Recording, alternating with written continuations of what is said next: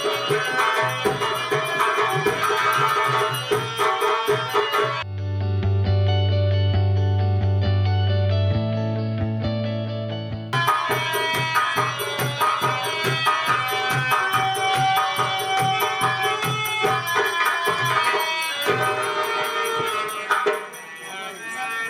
बताऊं छोटू, मैं तो इतना जीवन में नहीं सोची थी मेरी भाभी मैं इतनी हमारा बच्चा निकल जाए।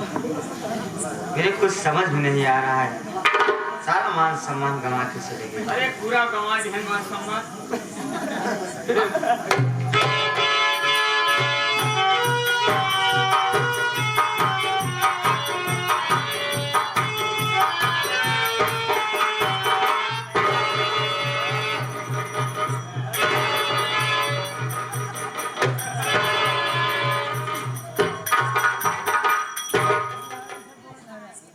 जिला जीतिया होता है काम और गोल धराता है। तुम्हारा आज जन्म हुआ था एक मार काला बैठ रहा देह में जोरे ना काला बैठे पड़ा सतिया सुईजा के ननद हो तो गोड़ तो थराई के पड़े। आदमी के बीच में कैसे दिखे सतियन तो एक ननद है बहुत दावा के साथ कैसा के समझे। हे भैया बेशरम को कोनो अलग गांव मार हो कोनो बेशरम बात तो से बड़ा बेशरम किया इतना बड़ा सही होता ना इतना बेशरम ना होता ससुराली में रहता ना अपने घरे रहते हमारा मान सम्मान करना दे हम पाते चौड़ा हो जाल देखा चार मेहरा थूक दे के था रे थूक दे है के आ थूके क्या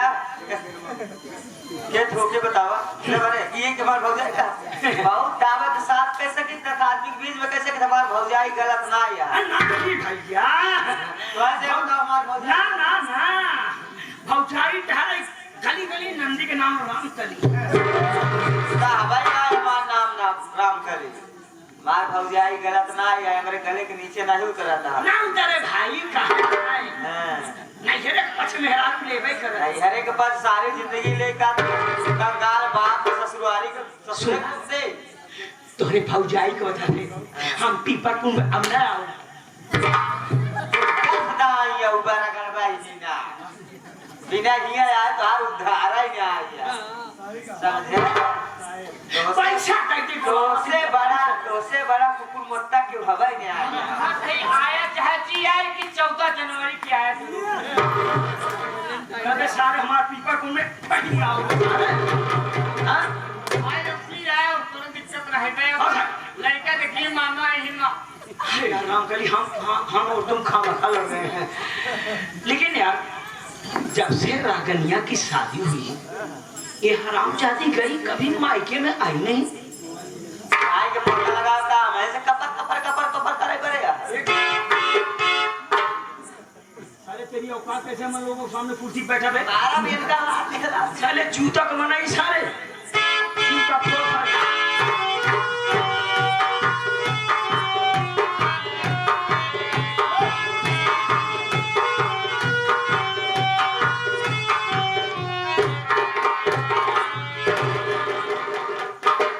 अरे रानी बात क्या है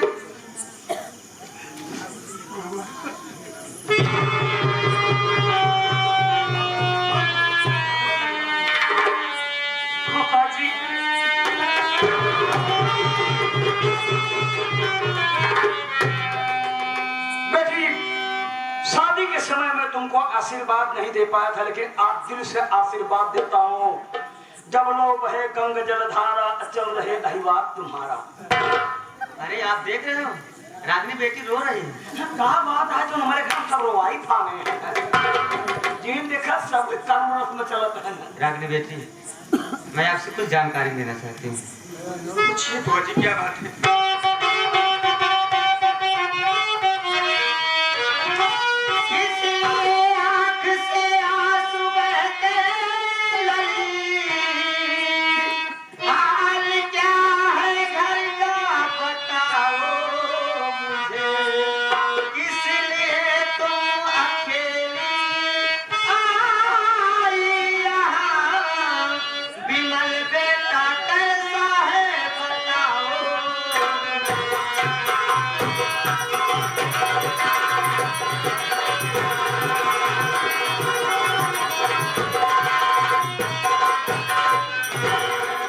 रागनी बेटा, घर का समाचार कैसा है? विमल बेटा कैसा है? तुम अकेली क्यों आई हो? बात क्या है मुझसे बताओ ना। बुआ जी, किसी हरामजादे ने उनके सर पे बहुत जोर से चोट लगाई है और उनके सर में गहरा घाव हो गया है। मैं हॉस्पिटल गई थी तो डॉक्टर साहब कहने लगे कि देखो बहन, अगर इनका ऑपरेशन होगा तो 5 लाख रुपए लगेंगे, अगर ऑपरेशन नहीं हुआ तो 2 लाख रुपए लगेंगे। लेकिन बुआ जी, मेरे पास तो एक पैसे नहीं है। आखिर मैं उनकी जान कैसे बचाऊं बुआ जी, कैसे बचाऊं? मुझे कुछ पैसे की जरूरत है, मुझे कुछ पैसा दे दो बुआ जी, ताकि मैं उनका इलाज करा सकूं।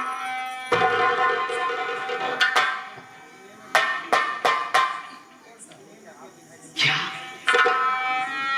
गुंडों ने मारा विमल बेटे को? हाँ बुआ जी। पैसे की जरूरत है? लेकिन बुआ जी, हाँ बेटी। मुझे आप दिखाई दे रहे हैं, हाँ। बुआ जी हैं घर में, लेकिन मेरी मम्मी कहाँ है? मैं अपने मम्मी से मिलना चाहती हूँ बुआ जी। कहाँ है मेरी मम्मी?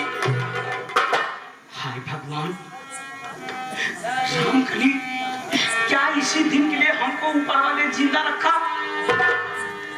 तुम्हें बताओ। रागनी मेरी बात सुनो। क्या बात है बुआ जी? आप लोग इतने खामोश क्यों हैं? कुछ बताते क्यों नहीं?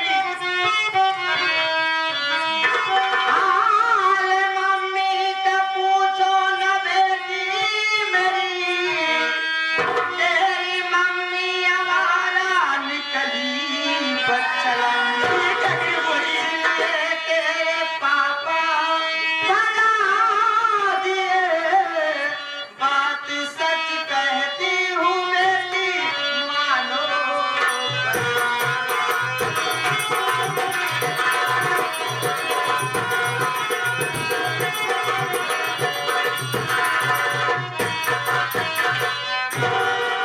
रागनी बेटी, मैं तो ज्यादा नहीं जानती हूँ, जितनी बात मैं सुनी हूँ ये सारी बात बता रही हूँ।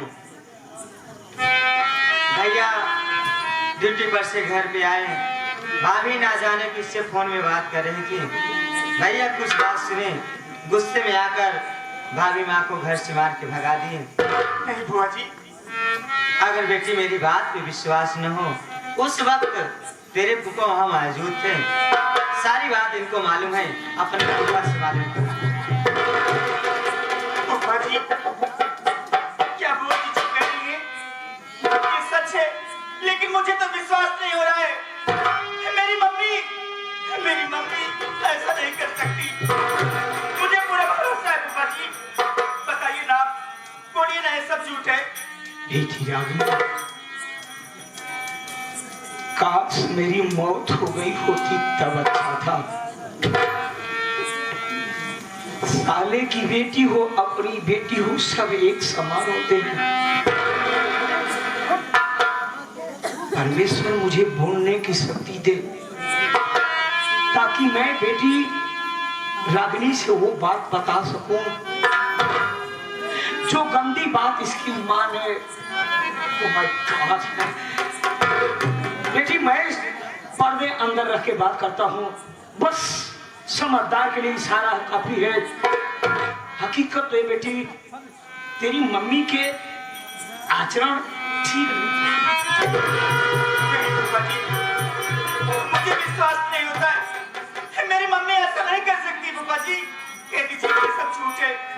नहीं बेटी, ये हकीकत है। हाँ, मेरी बात पे विश्वास नहीं होता ना? क्यों होगा? मैं कौन सा घर का मेन सदस्य हूँ? आखिर क्या वजह है जो लोग हमारी बातों पे विश्वास क्यों नहीं करते हैं? लेकिन बुआ जी, आप लोग जरा मेरे चेहरे को देख करके आपस में कंप्रोमाइज करके आनंद पटेल 86 पे कमेंट करके बताना कि मेरे चेहरे में क्या डिफेक्ट है जो हमारी बात पे कोई विश्वास नहीं करता है। अगर मेरी बात पे विश्वास नहीं बेटी, तो स्वयं तुम अपने डैडी के पास फोन लगा के बात कर लो। बुआ जी इतनी बड़ी बात हो गई और आप लोगों ने मुझे फोन करके बताया भी नहीं। फोन करना चाहता था बेटी, लेकिन तुम्हारे पापा जिद्दी अपनी जिद रखते हैं, वो नहीं कर दिया। नहीं विश्वास हो रहा, बात कर लो अपने डैडी से। पापा जी, मैं अपने पापा को फोन लगा।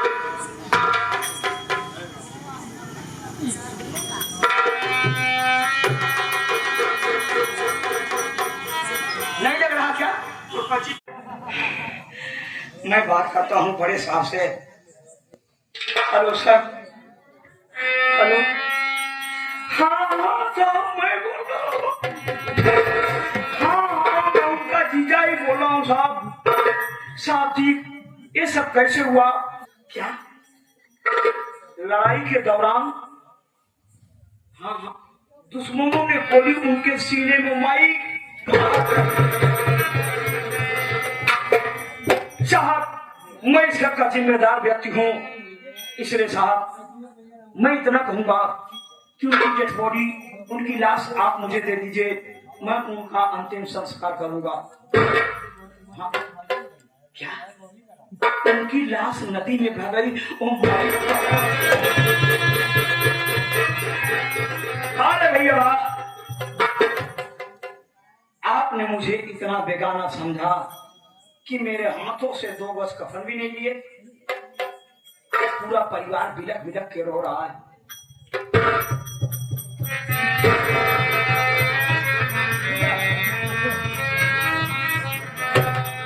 राम, जब तुम इस तरह से बेहाल होगी, बेटी को कौन संभालेगा?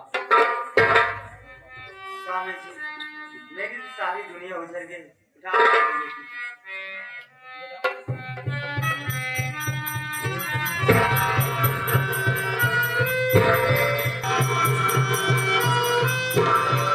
चिंता न करो, मैं हूं ना। जब तक मेरी छत्र छाया, मेरा साया इस घर पर रहेगा, तब तक इस घर का कुछ बिगड़ने वाला नहीं है। चिंता न करो, सारी बातों को छोड़ते हुए फोन पकड़ो बेटी। सब कोई आपस में मिल करके सोचो कि 5 लाख रुपए का प्रबंध कहां से हो। अगर 5 लाख रुपए का प्रबंध नहीं होता है तो बेटे विमल का इलाज कैसे होगा? स्वामी जी, राम करी सोचो।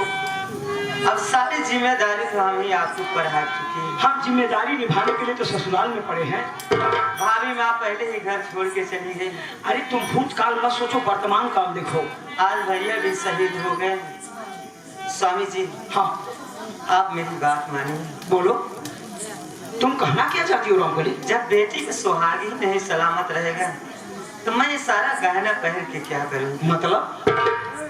आप मेरी बात मानिए, सारा गहना ले जाइए, बेच दीजिए और विमल बेटे के इलाज में लगा दीजिए। वाह रामकली वाह, आज मैं घमंड और गुरु के साथ कर सकता हूँ कि मैं तुम्हारा पति हूँ।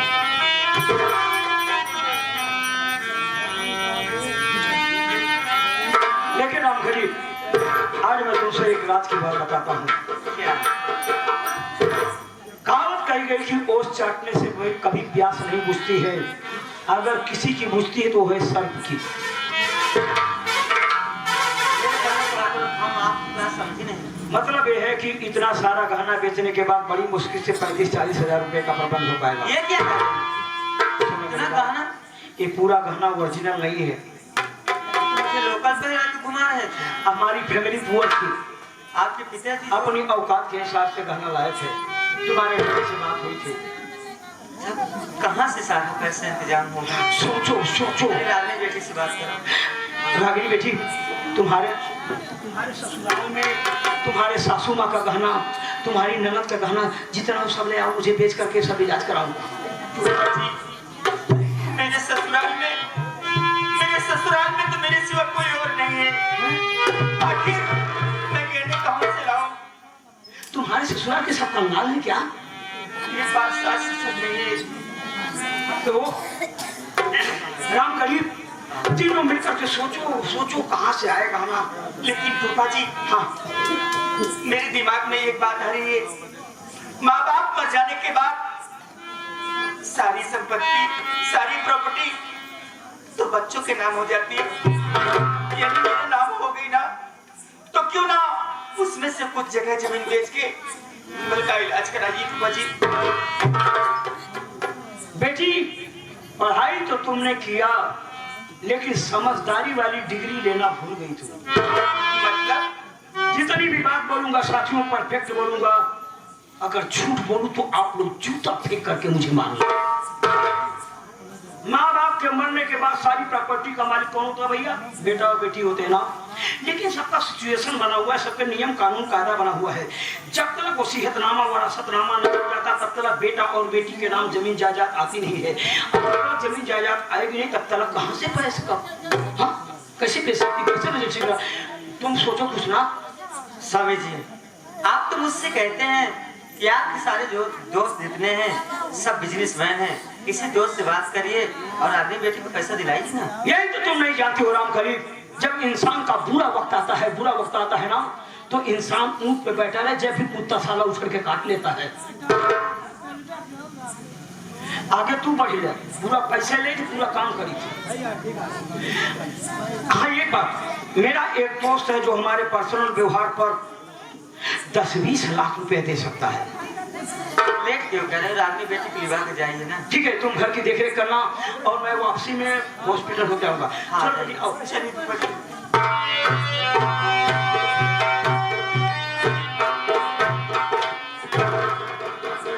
हे परमेश्वर, आज मैं आपके सामने आंचल फैला के भीख मांग रहे हूँ। मेरे बेटे विमल को सलामत रखना मेरे मालिक।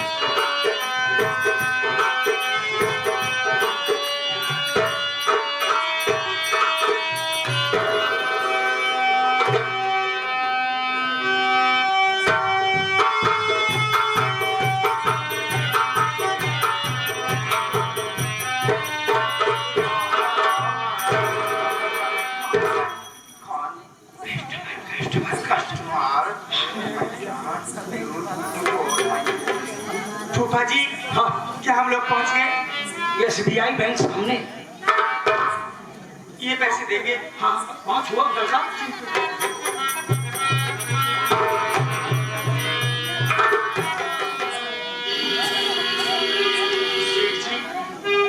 मुझे कुछ पैसे दे दीजिए, मैं आपका पैसा सूद ब्याज के साथ वापस कर दूंगी। मेरी पति की हालत बहुत खराब है। आया मेरी बात सुनो। बोलिए।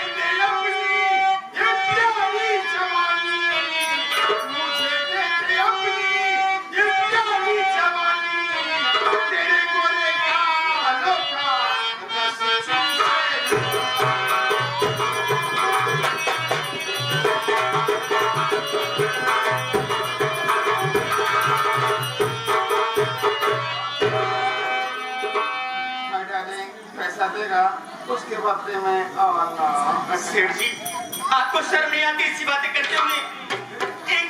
एक मजबूर लाचार औरत है जो कह रहे हैं आप। दुकान से कुछ पैसा दे।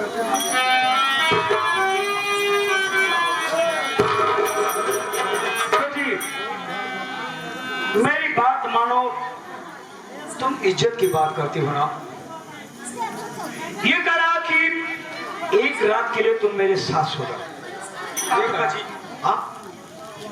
सोचो बेटी, अगर तुमने इधर किया ना तो हॉस्पिटल में गई तुम्हारे पति की जान, फिर इज्जत लेकर के क्या करोगी? किसके साथ जिंदगी बिताओगी?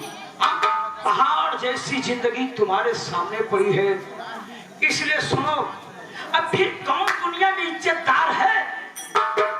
मेरी बात मानो बेटी, तो एक रात के लिए बस अपनी जवानी इसके नाम कर दो और पैसा ले लो ताकि तुम्हारे पति का इलाज हो सके। अगर तुम्हारे पति का इलाज नहीं हुआ तो समझ लो बेटी कि तुम सारी जिंदगी बिल्कुल परेशान हो। पापा जी ये आप कैसी बातें कर रहे हैं? ये आप मुझे कह रहे हैं पापा जी ऐसा करने के लिए? बेटी अगर नहीं माना तो सोच लो तुम्हारे मांग का सिंदूर मिट जाएगा। नहीं पापा जी। पतिव्रता बनती हो ना, पति मर जाएगा सिर्फ व्रता रहोगी तुम। ठीक है पापा जी आप जैसा कहते हैं मैं बिल्कुल वैसे ही करूंगी। मैं अपने पति के लिए मैं कुछ भी कर सकती हूँ। बिल्कुल, यही हर नारी का परम कर्तव्य होना चाहिए कि पति के लिए चाहे जो कुछ भी करना कर जाए। लेके जाओ। चलो चलो मैं पैसा देती हूँ।